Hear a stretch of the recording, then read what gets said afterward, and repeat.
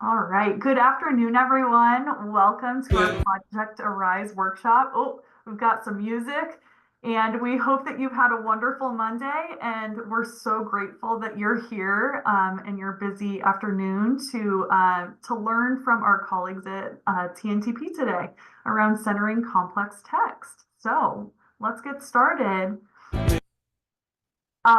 As a Project Arise team, our goal is really to empower educators across the state of California to elevate inclusive and effective literacy instruction for all learners. And so we really hope that the workshop today can help toward that mission. And I am so excited to introduce my colleagues, my friends from TNTP. Next slide, Alina. We have Suyapa and Alina here as our facilitators today. So I'm going to turn it over to Alina. Thank you, and hi everyone. It's so great to be here with you. My name is Alina Sigmund. I am, so Michelle said, a director of academics at TNTP. Joined again, as Michelle said, by my colleague you can see on the screen, Suyapa Canales, who's going to give a little bit away and who you're going to hear from in just a little bit.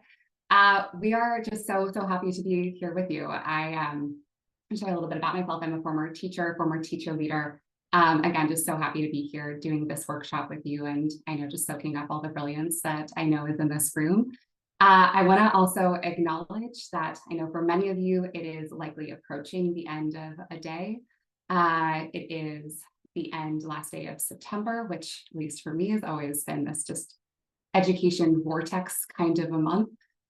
Just wanted to let you know how grateful we are that you're choosing to spend your time with us this afternoon. We're going to make sure it's a really great use of your time. And with that, we'll go ahead and jump on in. So for those of you that are already familiar with the Arise course content, the screen might look familiar from our home screen.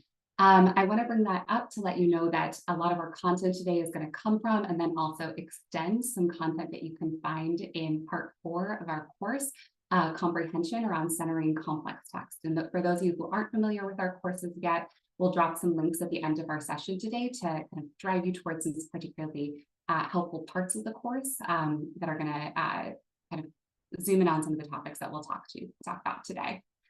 So today's workshop has 3 sessions. Go ahead and voice them over. We're going to explore some key research on the importance of providing all students, including multilingual learners, with access to complex text to support their reading comprehension. We'll observe and identify the use of complex text in elementary and a secondary sample lesson. And we're going to reflect and determine action steps to apply those components to your current work. So the headline for all of this, what I really want you to pull out from this today, is we're going to be focusing on why complex text, how is it we identify them, and lastly, what is our call to action, specifically when we think about access to complex text for all learners. So this is our agenda for today. I'll give you a moment to take a look. We're going to start by unpacking what is a complex text, and from a teacher perspective, how is it we know that a text is appropriately complex for our students? We'll get into why this matters for language and literacy development, again, with a particular focus on our multilingual learners. And we're then going to look at some sample lessons. So one for elementary and one for secondary, where the lesson is focused on a complex text, and we'll kind of peel back some of the access points that are available or kind of options for us within those lessons. And then again, we're going to invite you to determine some next steps for your work and for your context. So backing up and thinking about how it is we learn how to read and what is reading acquisition, one of the models that we often refer to that really helps us to understand how it is we become confident readers is Stars Burroughs wrote. If you are with us for our 2023-2024 Project Arise workshops, we really zoomed in on that word recognition part of the rope. Today, we're going to take a look at the role that complex text plays in the classroom. So as we engage, we want to think about the components of language comprehension and why it's important to understand how those components and the components of word recognition work together when we're striving to engage all of our students in complex text. And then specifically how engaging all students in complex text might build their language comprehension. So we'd love to start today by just engaging in some reflection in the chat, and again, just absorbing all the brilliance that we know is in this room. And we want to invite you to think about your own experience with complex text. What we want to hear from you is what complex text meant to you in your work. And specifically, the way we want to get at that is through two questions. What is the most complex text you've read? And what is it that made this text complex? I'm going to invite you to add some responses to the chat when we think about your experience with complex text. And this can be any complex text that comes to mind. It might be one that you read with your students, it might be ones that you've seen in classroom, it might be ones that you have read in your personal life. And thanks already for kicking us off. Proust.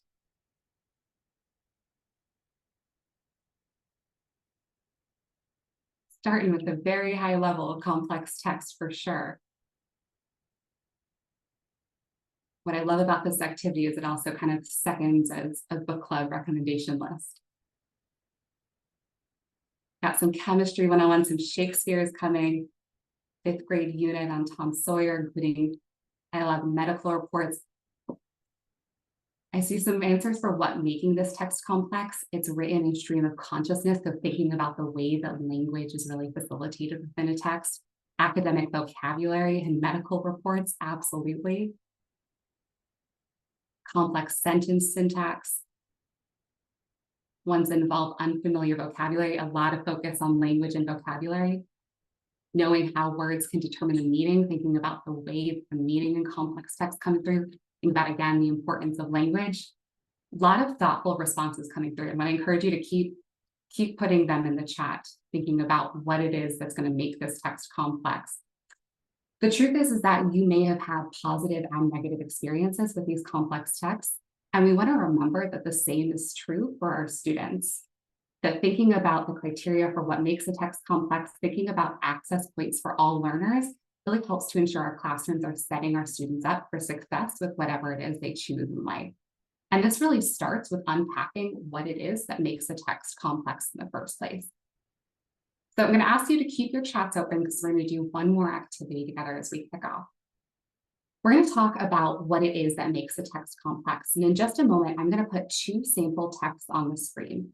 Both of these texts are written around the same Lexile level, and both are aimed for an 11th grade language arts classroom. What I want you to decide is which text is more complex. And thinking about some of the criteria that's already flooding in the chat around language, around meaning, around purpose, which text is more complex? I'm going to go ahead and populate text 1, and I'll give you a moment to read that to yourself. And then I see there's some folks that are off camera, so in case folks are listening, and I'll also go ahead and read it aloud. But I'll give just a moment of silence so you can read it aloud. I'll read it alone, excuse me, if you prefer that.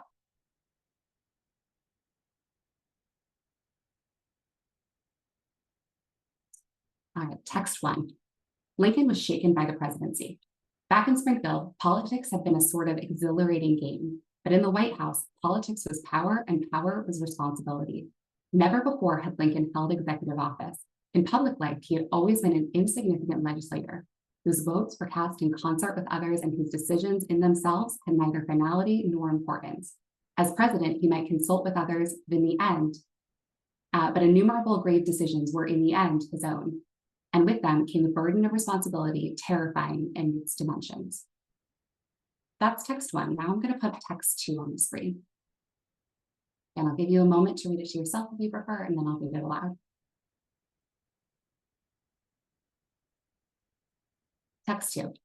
According to those who knew him, Lincoln was a man of many faces. In repose, he often seemed sad and gloomy. But when he began to speak, his expression changed. The dull, listless features dropped like a mask, said a Chicago newspaperman. The eyes began to sparkle, the mouth to smile, the whole countenance was breathed in animation, so that a stranger would have said, why, this man, so angular and solemn a moment ago, is really handsome. Between text 1 and text 2, in the chat, I'd love to see some responses.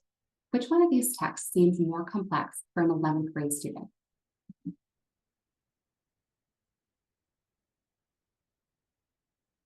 Thanks for kicking us off. Already starting to see a mix of responses. All right, we got some 1s and some 2s. And I love seeing the answers coming in around background knowledge. I want to give you a couple of things to think about. Because the truth is, and as we can see already in these responses, there's some elements of complexity in both of these texts, right? We know that they're aimed at around the same Lexile level that's appropriate for an 11th grade student. And so I want to think about elements of complexity with two questions. One, what is the point the author is trying to make? And two, what might make those ideas difficult to understand for an 11th grade student? So if we're thinking about the point the author is trying to make for text one, you might come up with something along the lines of Lincoln's previous political experience didn't prepare him for the individual responsibility that came with the presidency. If we're thinking about the point the author is trying to make in text two, you might come up with something along the lines of Lincoln's face could express many emotions. Thinking about it this way, I'd love to see some answers in the chat now. Which one of these texts seems more complex for an 11th grade student? Text one or text two?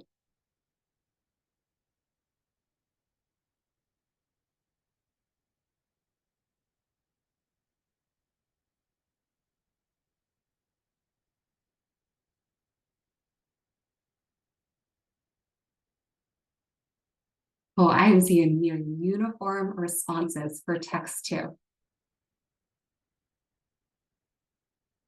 I've done this activity with a lot of different educators across California and other states. And it's always interesting because we always do get this mix of responses. The first one, we kind of get a lot of ones and twos, and then folks kind of maybe gravitate towards kind of seeing a couple of ones coming in the chat now. There's elements of complexity in both of these texts. There's elements of someone said emotional, intelligent evidence of vocabulary. Text two has the word listless, one of my favorite words that gets to appear. But when we think about the lens of these 2 points, what's the point the author is trying to make? And another way to say that, what's the knowledge that we're building with these texts? When we think about Lincoln being shaken by the presidency versus a text where we're thinking about Lincoln's face can express my emotions, both of these texts might have a different place in the classroom, depending on what our overall goals is. But overall, when we're looking at some elements of complexity, we actually tend to gravitate towards text one being slightly more complex. And I want to give you some reasons why. Text two includes, as already seen in the chat, complex vocabulary. It includes complex sentence structures. No means are we saying it does not. But text one includes all of these things and this really sophisticated subject matter. When we think about kind of the knowledge and the meaning and the purpose, a lot of that helps us to think about what it is that makes a text complex. And so we do this activity to highlight a couple of different things. One of them is that some of the aspects that we typically look at to ascertain if a text is complex can sometimes lead us down the wrong path if we're thinking about complexity. And that is to say, if we're just thinking about sentence length, or if we're just thinking about vocabulary, or just the length of the words themselves. What we want to start thinking about when we think about what makes for a text to be complex is the knowledge that's being built and the author's intent as a whole, as well as those language features that you've already rightfully named in the chat. Specifically, when we think about what determines a complex text, the text and the students are at the center. And we can see that really clearly on the graphic on the right-hand side of the screen, where you see the black triangle and those elements of text complexity surrounding it. So 4 factors typically come to mind when we think about what is that makes for a complex text that's going to be grade appropriate. And this is true whether we're talking about kindergarten, whether we're talking about first grade, second grade, or all the way up to 12th grade. The first is that we already, as we already talked about, we look at some quantitative measures. So the most common here is Lexile. These are programs that develop, talk about the readability as measured by particular computer programs. Lexile is the one that we're going to find within our standards. Those 2 texts that we just looked at, the Lexile, both of those was about the same. The other elements of text complexity are particularly important as we're thinking about access and entry points for all of our students. So those include qualitative measures. So thinking about the meaning a text is going to give us, the knowledge demands, the language features, the text structure, and then potentially the use of graphics if that's appropriate for that particular text.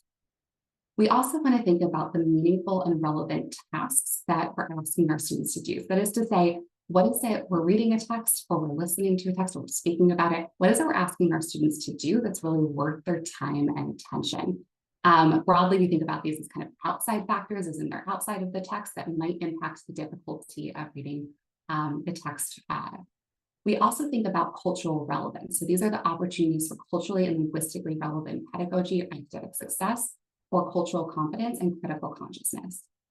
And again, when we think about access to complex texts for all learners, these last three qualitative measures, so again, the meaning, the purpose, language demands, that task that we're going to ask our readers to do, and then that piece around cultural relevance, these are particularly important when we start to plan our access points for all students.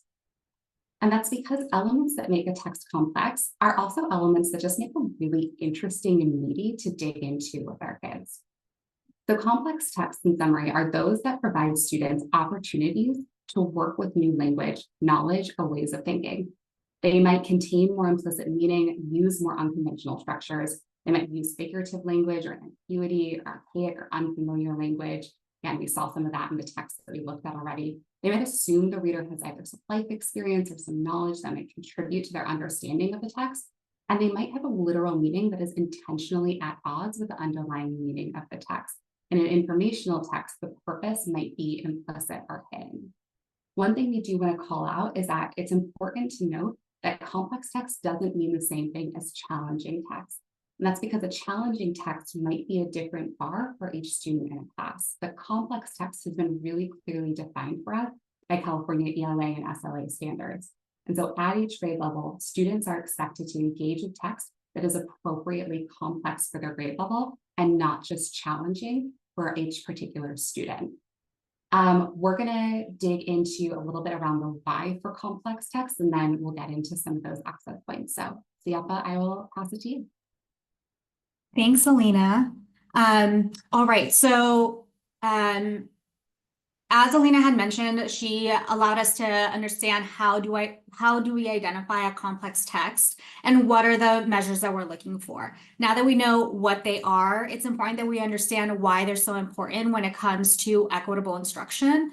And really what it comes down to is that when we center complex text, we give students opportunities to learn more, right? Rather than centering our simple text. We give them more broad opportunities to build more knowledge, vocabulary, language, and give them more opportunities to build those reading comprehension skills as opposed to only focusing on simple text, which then leads us to our next point, which is the Matthew effect. And so when we think about centering a simple text that students already can read on their own or read independently versus complex text, we start thinking about this widening learning gap, right? And really what the Matthew effect is a biblical reference that basically implies that more produces more. Meaning that if you enter into a space already having more knowledge, it's likely that you're going to be able to build more knowledge. If you come in already having more vocabulary, it's more likely you're going to be able to build more vocabulary, right? And so when we think about this in terms of reading comprehension, what this is really giving us is the narrative that when students come in with lower reading abilities, they are unable or unwilling to access grade level work. And we see this pretty early on, right? So what ends up happening around the narrative with the Matthew effect is we have our young students who are struggling to decode or access the text that we're asking them to work with. And so then we start giving them work that's below grade level or texts that are below grade level. Therefore, they don't always have the opportunities to engage in more sophisticated, complex texts. As they grow and as they continue to develop throughout school, this continues to be the case. And as a result, our students are then less likely to want to engage in reading, less likely to be able to have access to those sophisticated texts, as opposed to their peers who are either at or above grade level, who are given access to some of those sophisticated texts. And so naturally, when you have more access to those texts, you're going to naturally build more of that language and vocabulary.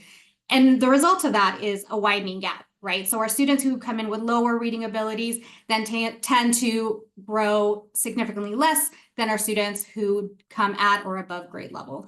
And a couple of things to note are important here when we discuss the Matthew effect is when oftentimes the narrative really sticks or really lands around the idea of what students are choosing to do or what work they're choosing to engage with. But it's so important for us as teachers and instructional leaders to really consider what are the opportunities that we're giving students in classrooms every day, right? And what we mean by that is similar to my example, and especially when I was first starting off teaching, oftentimes what we would want, or what I would do, is give students lower level readers or lower level texts. And sometimes it was really just to give them a win, right? Like we needed a short-term win. We needed to feel some success in that moment.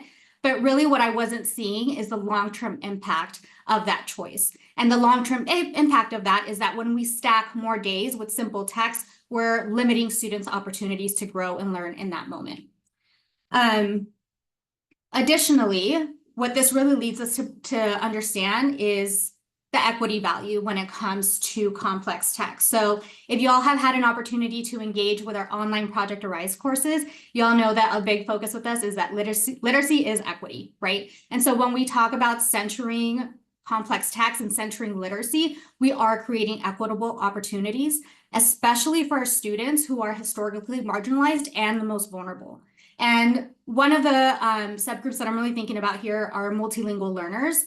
When we think about the ways that multilingual learners tend to engage with complex text, oftentimes because we do want to give them access to try to read independently right away, they oftentimes will get access to maybe a more simple version of the text, watered down text, texts that don't necessarily give them opportunities to build that language and that vocabulary. And the result is that then they're faced with having to grapple with complex text without ever actually having built the muscle or having had the reps to really engage with that work. And so we don't ever really build that transferable skill. And so it's so important for us to center that work so that we are giving our multilingual learners enough opportunities to really engage with those texts. The other reason why we're really looking at this from an equity lens is through access and diversity of our text. So we really want complex text to serve as mirrors, windows, and sliding glass doors for our students. And what we mean by that is when we use our text, we really want our students to be able to see themselves in the text. We really want those texts to be meaningful, to be relevant to their context, whether that be the classroom, their school, their community, their neighborhood, their city. And then we really want to give them access for them to build world and cultural knowledge that is maybe not easily available to them, whether it be due to geography or ability to interact with those that different knowledge and culture. And then lastly, it's just really about centering the complex text, right? At times, I think when we notice that students are struggling, our immediate reaction is to want to pull back and support them by giving them something that feels a little bit more accessible rather than building that ladder and support. But really what I will push and urge all of us to do is really look at that struggle and see it as just a pure data point, right? We know that students are having a hard time accessing this piece of the text or the entire text. So using that data point, what scaffolds and supports am I then going to push for my students so that they can access this grade level material, because we know that they can do it and that they deserve to do so.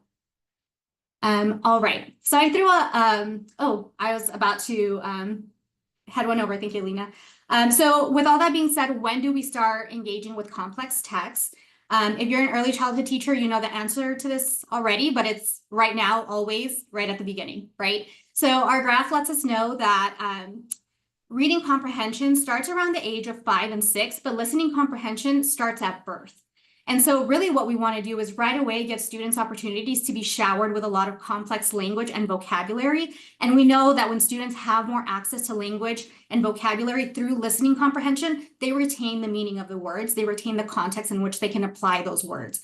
And the reason why that's so important is not only does it support them when they enter your classrooms for those complex read alouds in the early years, but once they start making that transition from learning how to read to reading to learn, that is a transferable skill that they can apply whenever they see that word written on the page. And so I think it's a really beautiful thought to think about the seed that we lay so early on in life really does have these lifelong implications for our students, not just in the classroom, but definitely beyond. Now that we've really had a chance to think about why all of this matters, and what the research tells us about the connection between equity, I'm curious to know what y'all are taking away from this or what's sticking with you all. We can go ahead and take a moment to reflect in the chat about what connection you're seeing between complex text and equity.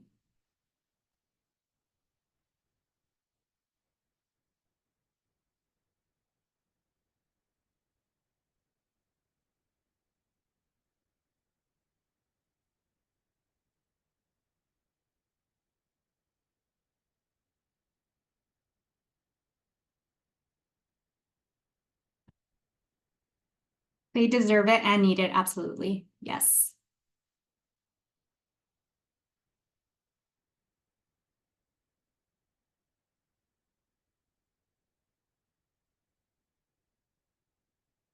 Mhm.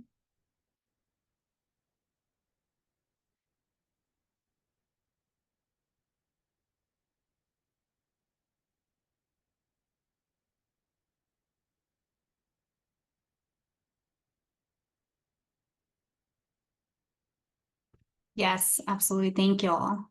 Yes, absolutely a necessity. I'm seeing some really great thoughts coming through. Oh, amazing. I'm responding to this comment about the wonders passage, which I urge you to keep that with you because it's definitely going to be helpful as we enter into this next part of our session for today. But with all of this being said, all of the connections of what complex texts are and why they're important, and now that we know that there are really deep instructional implications for how we use complex texts, the question then becomes, how do we center them into our classrooms and into our instruction daily? Which is what we're going to go ahead and bring with us into this next piece.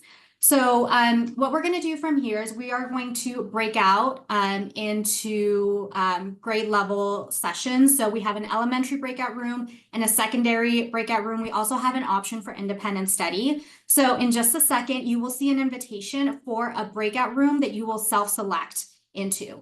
And we will then have an opportunity to analyze a sample lesson together. For my independent study folks, if y'all choose the independent study option, by all means, go ahead if that's the best way that you learn. You will have access to all of the same documents and materials that we will go through in the breakout room. You just won't have a facilitator with you.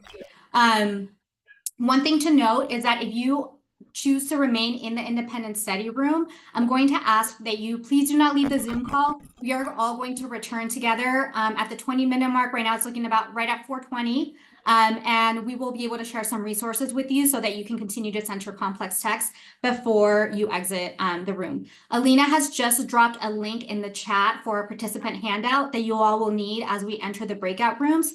And then as soon as you see the invitation for the breakout room, please feel free to opt in. If for whatever reason you don't see it, you can navigate towards the bottom of your screen on the Zoom menu, and you should have an option to join a breakout room there. That we want to send you home with, metaphorically. Just kidding, I have one more thing to review with you. So before we go into resources, we did really just want to bring us back together. And really the big recap here is, how are we supporting our students as instructors, as teachers, as instructional leaders to really help students access complex texts and build transferable skills that are going to support them as they continue to build knowledge and skills for better reading comprehension outcomes.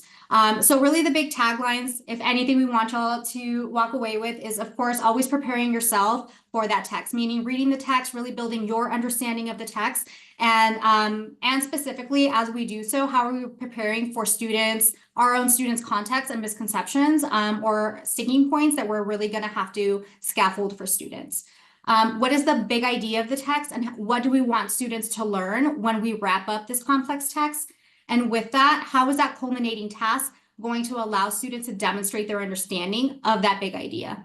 And of course, when we have that culminating task built, how are we going to plan backwards to really think about the ladder that we're building to allow our students to demonstrate that understanding? And so with that, some of the resources that we would love to share for y'all, as we had mentioned, our 2 sample lessons from today came from student achievement partners.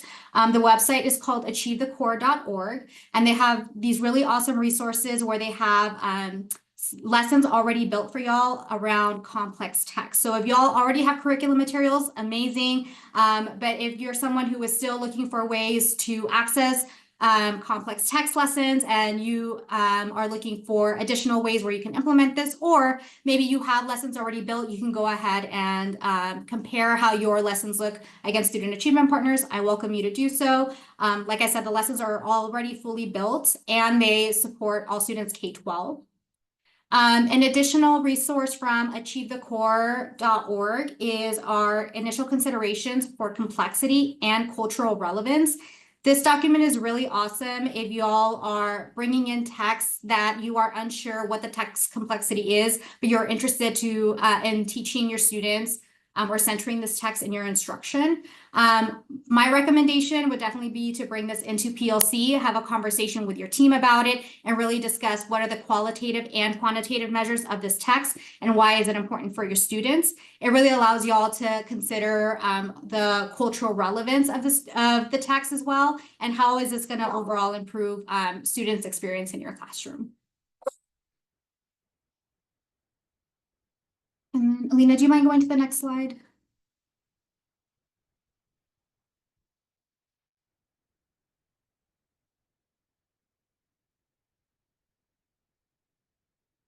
All right. One other one that's awesome from Achieve the Core is this document that pushes us to support all learners with complex text. Similar to our breakout rooms today, this document breaks down scaffolds and support with thinking about before, during, and after you read the text with students. And so it has some ideas for activities that you can do before to build that knowledge, activities to do during to help deepen the understanding, and then after for extension activities or separate culminating tasks that you can integrate into some of your lessons.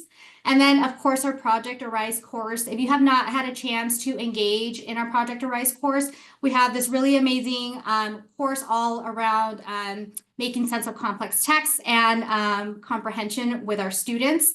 And so this is also a free resource, and it goes in a lot deeper on some of the topics that we touched on today. So I want to thank you all so much on behalf of myself, Alina, TNTP, for engaging with us. And with that, I will go ahead and pass it along to Michelle.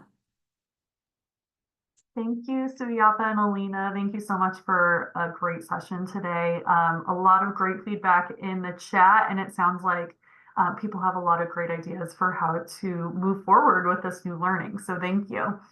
In closing, we just have a couple reminders for everyone on the call. On the next slide you see, we'll be sending a follow-up email with all of the resources that Suyapa and Alina shared, along with the recording in case you have friends or colleagues who missed it, but you would like them to share in this great learning.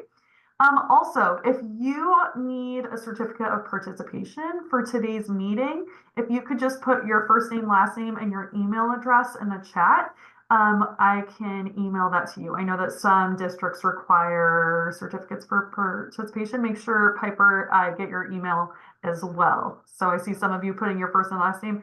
I want to email it to you. So I'm only sending it to the people who are putting it in the chat. So on the next slide, you'll see we also have a lot of upcoming learning opportunities. As Suyapa mentioned, we have an amazing online course bundle for you, 5 online courses that are self-paced, 3 from our friends at TNTP, 1 from the Center for Whole Child Education, and 1 for intensive intervention from the National Center on Intensive Intervention. So if you're not enrolled in our courses yet, we very much suggest that you get enrolled so you can dig in a little deeper on your own. And I am, Alina dropped the link in the chat, and then I'm also putting this flyer link in the chat. Additionally, we have upcoming workshops next week and then over the next few months. And we have a virtual community of practice for people around the state who are going through the courses and would like to collaborate and reflect on the learning with others. Our next community of practice meeting is actually this Thursday. So in the flyer, you can see how to sign up for that if you're interested. And then finally, if you could take, I kid you not, it's not going to take you more than 90 seconds to take this survey. If you could take our 3-question survey, that would be a huge help to us, just to make sure that you're getting what you need from our workshops, and so we know how to make them better in the future. And then we also have information on our social media here. You can follow Project Arise for great read aloud recommendations and different professional learning opportunities that are available for free to teachers in California, to all educators in California. And then finally, thank you all for joining us today. If you have any questions, you are free to stay on with us. We'll be on for a few more minutes. And if not, Thank you very much. We will see you hopefully at a workshop in the future. Have a great afternoon, everyone.